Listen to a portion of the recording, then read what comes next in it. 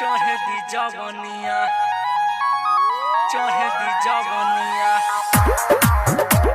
वही तो बनी चढ़े दी जवनिया। म्यूजिक डायरेक्टर धर्मेंद्र राज।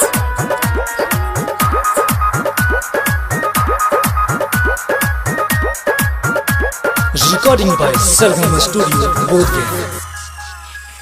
गते गते तू ता धैला जवनमा दिल फुलाई बैलू ने हो।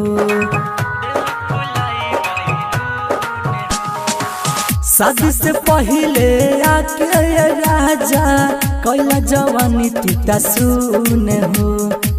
चढ़ली जवानी अभी बानी कमसिन नाता छुई के दी नाता छोड़ ए राजा तानी चढ़े दी जवानिया मनावा के कारी मना हो।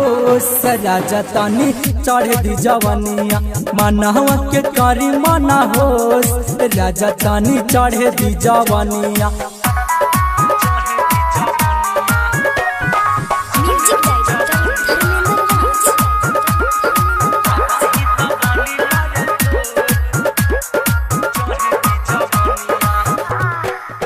मोरे बातिया तू सुनाना हो जादे जीवे तू कराना।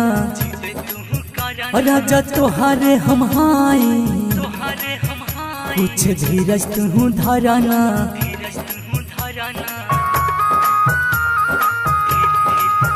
मोरा बातिया के सुनाना जादे जीवे तू कराना।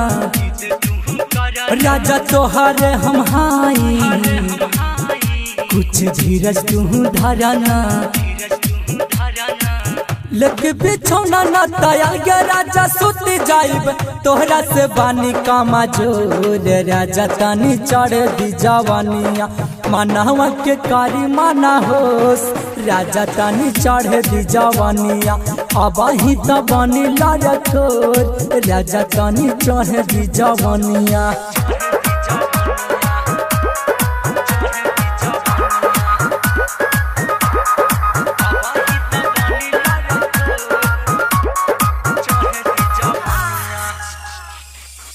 लूज पारल बसरिया काहे नाई के फिक्रिया अखली धराया कबारी तुरी देबा का कमरिया।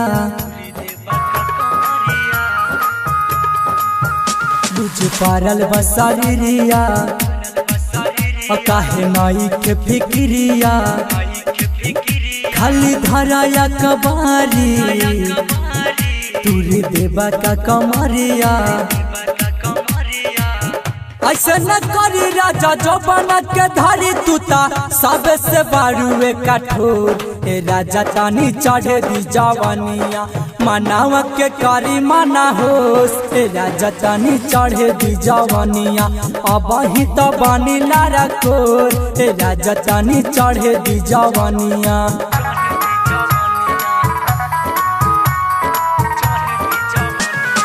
म्यूजिक डायरेक्टर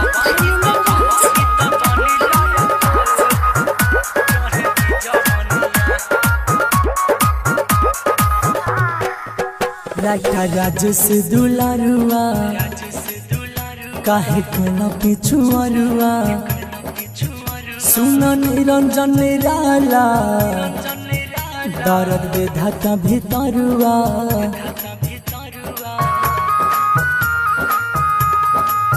राजा राज से दुलारुआ काहे कैला पिछुआरुआ। सुन निरंजन निराला दर्द बेधाता भीतरुआ। सुमी सवरिया सौरभ लाई कढ़ीवरिया संझिया से करा जानी भोर। ए राजा तानी चढ़े दी जवानिया मनावा के कारी माना होस। ए राजा तानी चढ़े दी जवानिया अब ही तो बानी लारकोर। राजा तानी चढ़े दी जवानिया।